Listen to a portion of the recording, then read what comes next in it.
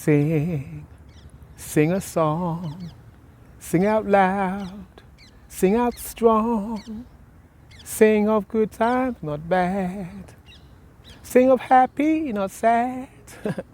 Hey, what's good people, man? Platinum bearded dread, tells upon the bench them. Question, man, can you sing? Would you like to sing? I can hear some of you saying, nah, I'm not really interested in singing, and I know this is not what I normally post about, but I shot a video, because I do music, I shot a video a few weeks ago, and just recently I had a young person asking me for some tips on how to sing. So I thought, why not make a video where I can offer you 5 simple tips to teach you how to sing.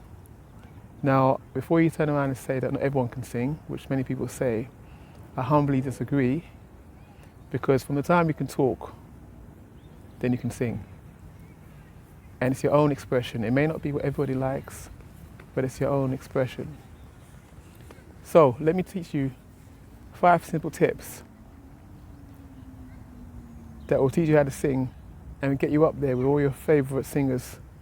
Now remember, right here we're not talking about technical singing, i.e. opera singing, theatrical singing. We're just talking about the level of singing where you see your favorite quote-unquote idols, I don't like that word, but anyway, that's what they say, gracing the stage in the stadiums.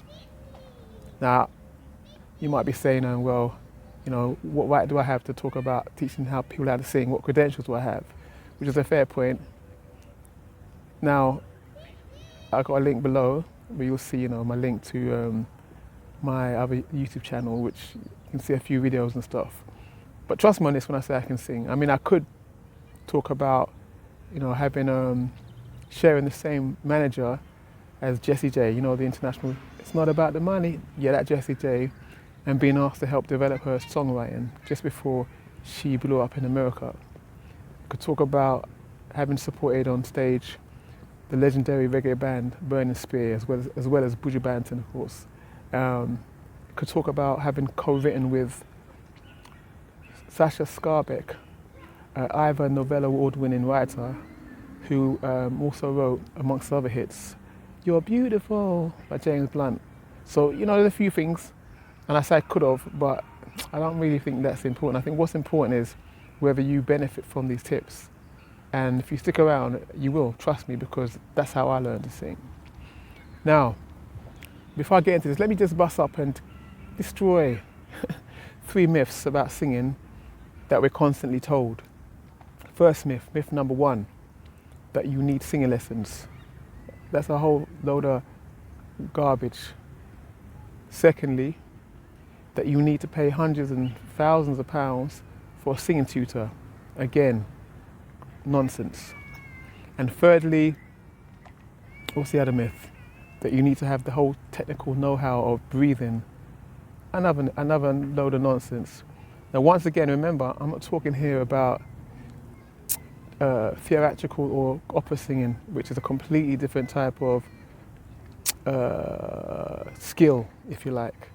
We're just talking about the everyday so-called pop stars that we see on TV. That's the level I'm talking about, which is what most people aspire to be like. So let's look at the first tip, breathing. Have you ever observed a baby breathing? Or have you ever observed, well, I was going to say, have you observed yourself breathing, but obviously when you're a baby, but you wouldn't have remembered that. But anyway, but if you watch a baby breathing, they breathe deep from the bottom part of their, let's use the word belly, if you like. That rises. I mean, we could talk diaphragm and lungs, but let's just make this simple, yeah? We know that we use our diaphragm, which expands to take in air. But you watch a baby, the way a baby breathes, you'll find that the chesty area doesn't move. It's the bottom part of the chest, if you like, that expands and goes up and down. And that's the way we all naturally breathed when we were babies. But somewhere along the line, whether due to, I don't know, bad habits or stress, now the average person breathes from their chest, the top half of their chest.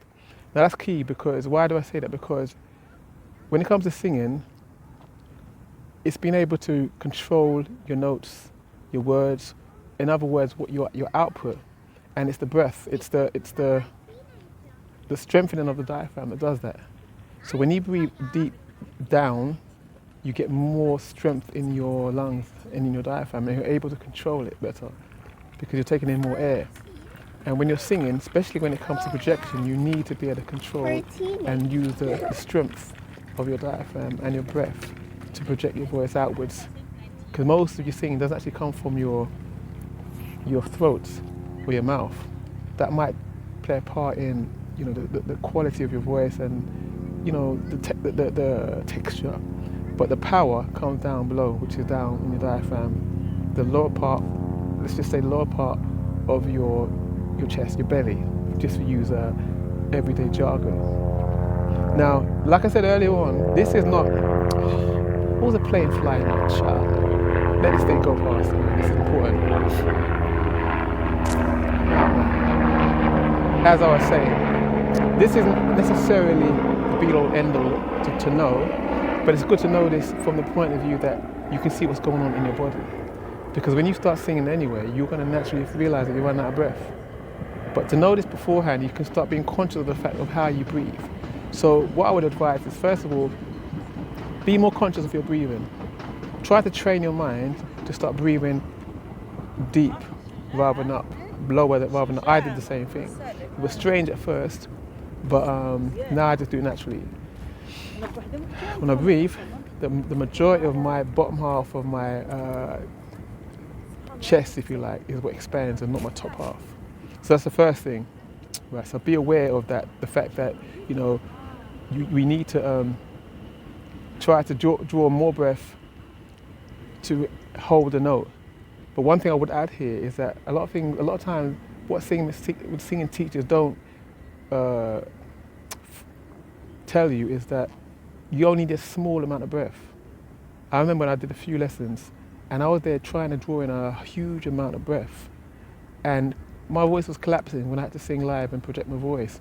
And it took me months and months and months to work that one out. I could never understand why. I was doing everything right. I was doing the breathing exercises.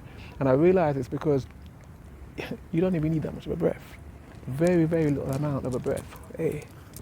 In fact, when you talk, my son asked me just today, Daddy, how do you hold a note? And I said to him, and I'll say this now, that basically all you're doing is, look at how you talk. When you talk, you're taking snatch breaths, but you do it subconsciously. And you're doing the same thing with singing, but you're just doing it more mindfully, and you're just taking that slightly bit more of a breath, because all singing is a more active, if you like, form of talking, where it requires more energy and more breath.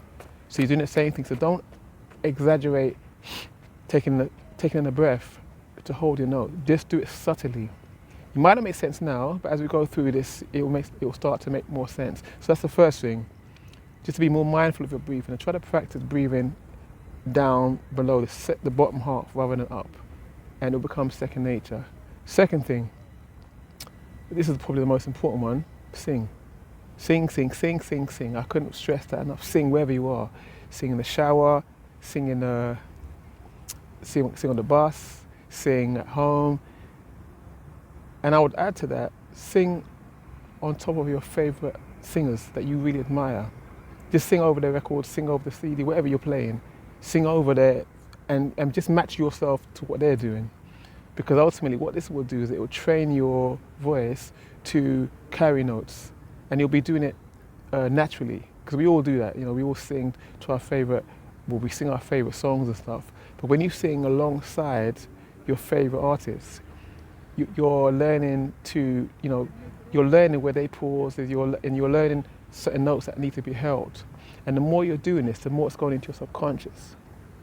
As a side note, many people say, yeah, but then you'll end up singing like that particular person.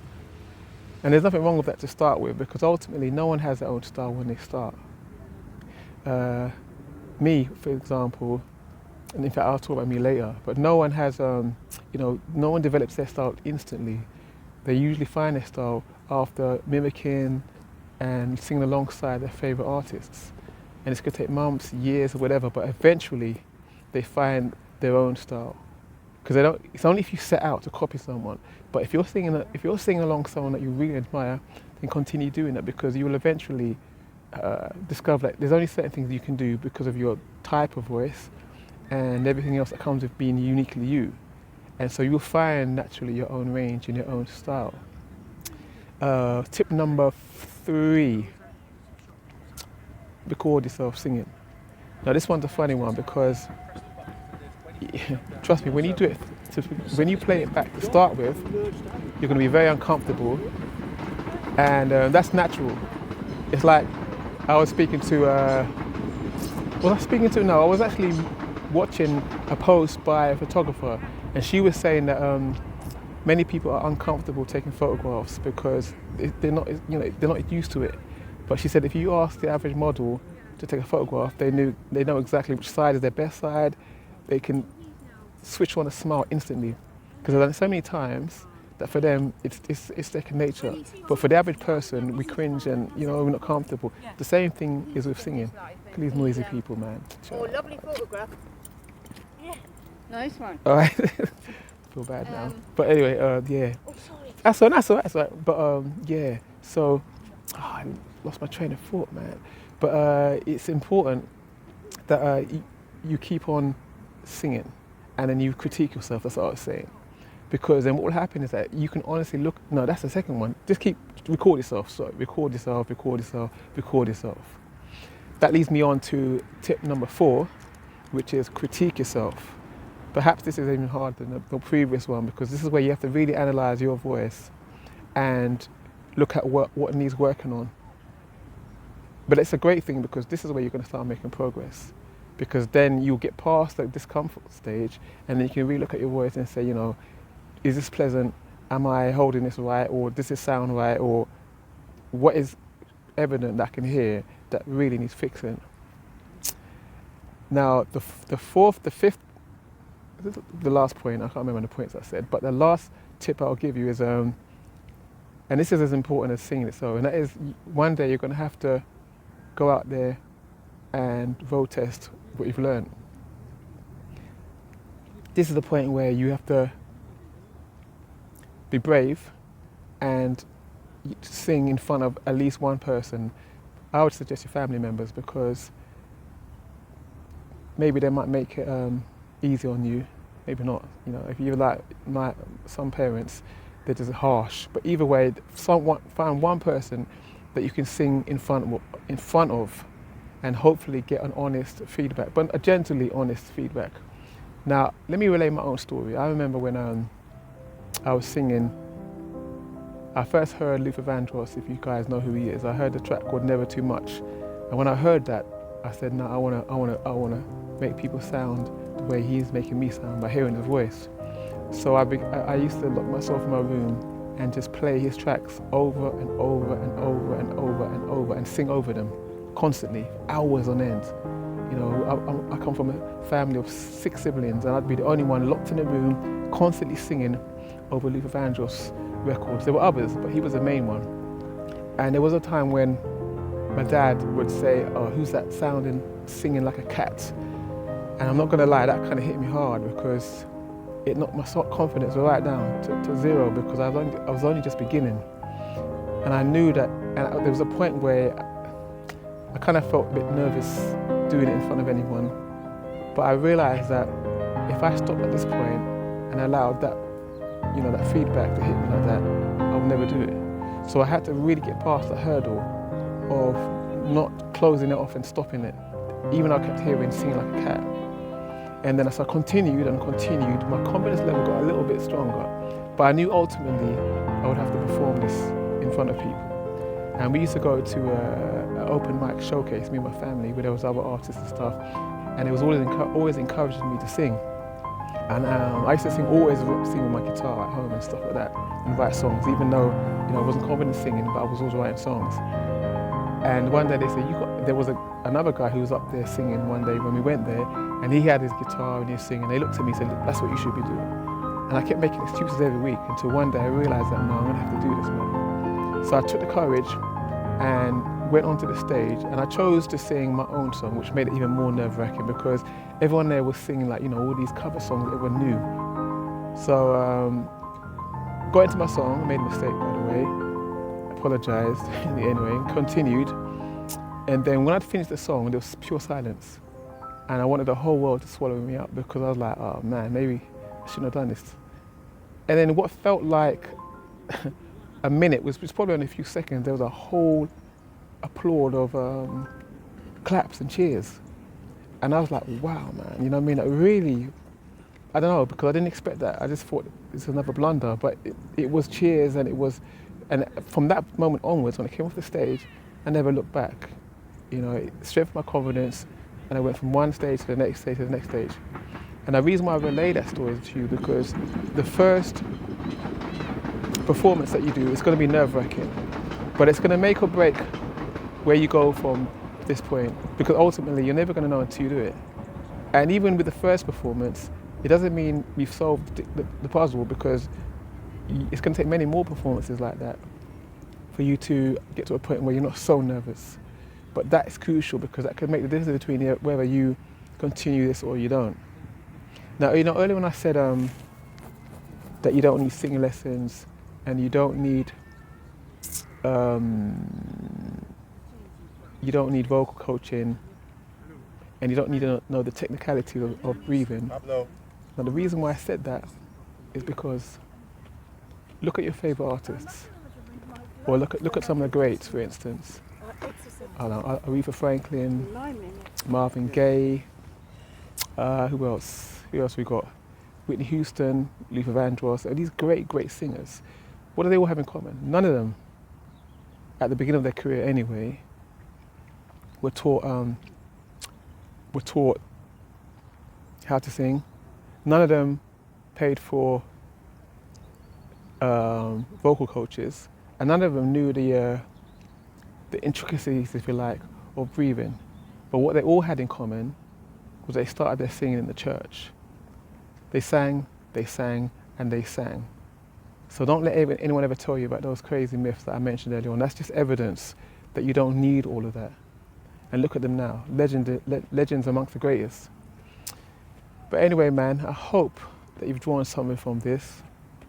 I hope you're going to start and follow these tips, because trust me, you will definitely see the results of it. I hope I made it in as simple manner as possible, because at the end of the day, if you can't simplify things, then they ain't worth it. So, Platinum Bearded Dread, signing off. Don't forget, hit the like button, subscribe or something. We can do this again, and we'll come with some more tips and food for thought, for inspiration. Cheer, man.